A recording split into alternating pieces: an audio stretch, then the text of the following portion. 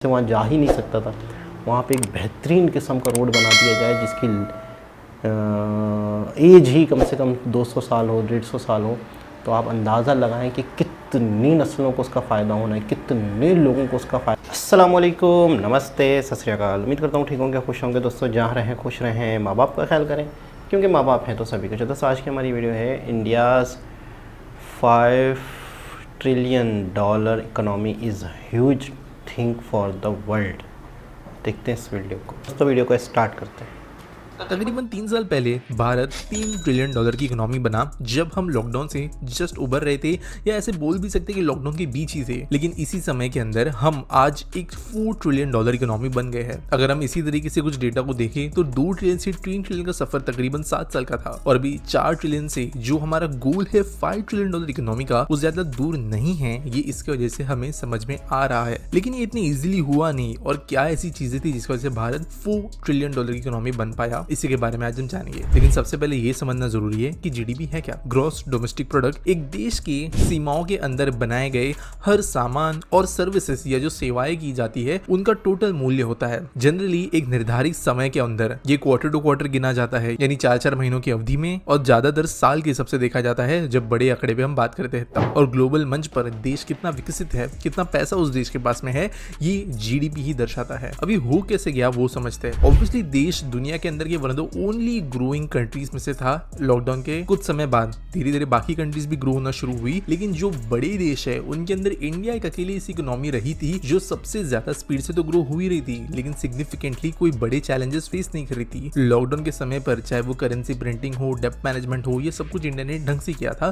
जिसके कारण इतना इशू हमें फेस करने के लिए नहीं मिला। जो हमारी रिजर्व बैंक ऑफ इंडिया है, इन्होंने कहा था कि 6.5% के रेट से हमारी जीडीपी ग्रो होगी, लेकिन इन सारे अनुमानों से अलग हुआ यह है कि देश के अंदर ये आंकड़ा ज्यादा रहा है कंपैरेटिवली। आर्थिक गतिविधियों में आई हुई तेजी की वजह से हमारे जो ये अनुमान थे उससे ज्यादा हम आगे बढ़ पाए। और इनफैक्ट जो S&P ग्लोबल की रेटिंग्स थी, मॉर्गन स्टैनली की रेटिंग्स थी, उनसे भी हम कुछ हिसाब से आगे आए। अब आगे की अगर बात करें तो S&P ग्लोबल रेटिंग्स के अनुसार 2024 से 2026 तक हमारी जीडीपी हर वर्ष 6 to 7.1% से बढ़ेगी, जिसमें बैंकिंग सेक्टर में सुधार होगा और बाकी कई सेक्टर्स भी। मॉर्गन स्टैनली इनका 2024 इंडिया इकोनॉमिक्स आउटलुक के मुताबिक 6.5% की वृद्धि हमें देखने मिलेगी देश के अंदर। लेकिन अगर पिछले कुछ समय को देखें तो हम इनको सरपास भी कर सकते हैं। एक और बात हमें समझने की जरूरत है, ग्लोबल असर और संकटग्रस्त होने का समर्थन। आज की तारीख में विश्व के अंदर कई सारे ऐसे एरियाज बन गए हैं जहाँ पे फ्यूचर की अनसर्टिनिटी है। चाहे मिडिल ईस्ट के अंदर हुआ कॉन्फ्लिक्ट हो, कुछ साल पहले यूक्रेन में शुरू हुआ कॉन्फ्लिक्ट, या फिर टेंशन यूएस चाइना के बीच में, इन सब गतिविधियों के बीच भारत अच्छा अपॉर्चुनिटी निकल के आ रहा है कई देशों के लिए अपने पैसे को सेफली बचाकर रखने के लिए, इन्वेस्ट करने के लिए, और इंडिया को इसका फायदा हो रहा है। जब भी विश्व के अंदर अनिश्चितता बनती है, भारत का ध्यान जो है वो हमारे फॉरेन डिपॉजिट्स के ऊपर जाता है, यानी कि अंतरराष्ट्रीय मुद्रा कोष, और हम उनको काफी ज्यादा स्टेबल रख पाए हैं। इनफैक्ट जो ऐसी बॉडीज है जो संकट में पड़े हुए देशों को संभालती है, IMF की जैसी, उन्होंने कहा है कि इंडिया एक पॉजिटिव ग्रोथ ट्रैक पर है और यहाँ पर स्थिति जो है वो स्टेबल है। और फाइनली देश के अंदर चलने वाली योजनाएं, भारत सरकार का मुकाम है 5 ट्रिलियन डॉलर की इकोनॉमी को हासिल करना, जिसमें समृद्ध विकास, digital awareness, GST, IBC, corporate tax को घटाना, कई दूसरे ऐसी चीजें करना जिसकी वजह से इन्वेस्टमेंट्स आए, PLI हो या लोकल लेवल की पॉलिसीज, ये सब कुछ ओवरऑल जो है देश की इकोनॉमी को बढ़ा रहे हैं। इसकी वजह से आने वाले समय में प्रोबेबली 2 से 3 साल के अंदर में फिर से एक और ट्रिलियन हमारी इकोनॉमी के अंदर ऐड होते हुए नजर आएगा, जिसके कारण हम एक 5 ट्रिलियन डॉलर इकोनॉमी बन जाएंगे, जो ऑब्वियसली हमें दुनिया की 3rd लार्जेस्ट इकोनॉमी बनने के रेस में काफी आगे ले जाएगा। अब वैसे ये तो समय ही बताएगा कि एग्जैक्टली हमें चीजें किस तरीके से कर पाते हैं, लेकिन काम इसके ऊपर जारी है। जी जनाब। दोस्तों वाकई के जब कोविड था पूरी दुनिया की इकोनॉमी गिर रही थी, फिर भी इंडिया की इकोनॉमी बेहतर चल रही थी, और आज भी इस चीज़ को हम देख रहे हैं कि अब हालात बेहतर हैं और कोविड नहीं है। लेकिन कोविड नहीं है तो दूसरे मामलात हैं, वॉर्स वाले मामला चल रहे हैं, उससे भी पूरी दुनिया की इकोनॉमी में फ़र्क पड़ता है। ये मैं समझता हूँ 2023 जो एंड हो रहा है, ये वर्ल्ड अफेयर के हवाले से, इंटरनेशनल रिलेशन के हवाले से बहुत अप एंड डाउन रहा, यानी कि इसमें बहुत ज़्यादा तब्दीलियाँ आई, दोस्त दोस्त नहीं रहे, दुश्मन दोस्त बन गए, वगैरह वगैरह वगैरह, बहुत सारी चीज़ें ऐसी हुई हैं। अच्छा, इस सब मामले में मुझे सबसे ज़्यादा जो फॉरेन पॉलिसी जो सही लगी वो इंडिया की थी, क्योंकि इंडिया ने बहुत ही मुनासिब फ़ैसले लिए, बहुत ही ज़्यादा ऐसे फ़ैसले लिए जिसमें इन्हीं की आवाम का फ़ायदा हो, जनता का फ़ायदा हो, इकनॉमिक को ग्रोथ हो।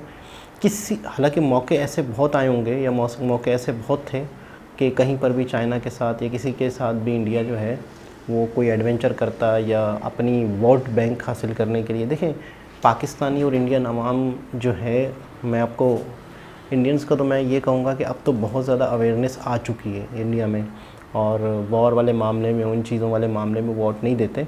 वो इकनॉमी को देखते हैं, इंफ्रास्ट्रक्चर को देखते हैं कि किस गवर्नमेंट ने क्या किया है। हमारे यहाँ अभी ये मामला है कि इंडिया ऐसा वैसा, फ़लाना कश्मीर फ़लाना, इस बात को लेके वोट लिए जाते हैं। तो इस सारे मामले के बावजूद भी मतलब इस गवर्नमेंट ने, जो मौजूदा गवर्नमेंट है, इसने इकनॉमी पे फोकस किया, इंफ्रास्ट्रक्चर पे फोकस किया, ना कि दूसरी भाषणबाजियों में और दूसरे देशों के साथ उलझने में, और कंट्री को अपना एक मोहब्बत बहुत ज़्यादा कंट्री से उस तरीके से ज़ाहिर करने के लिए नहीं ज़ोर लगाया या रिसोर्सेज लगाए।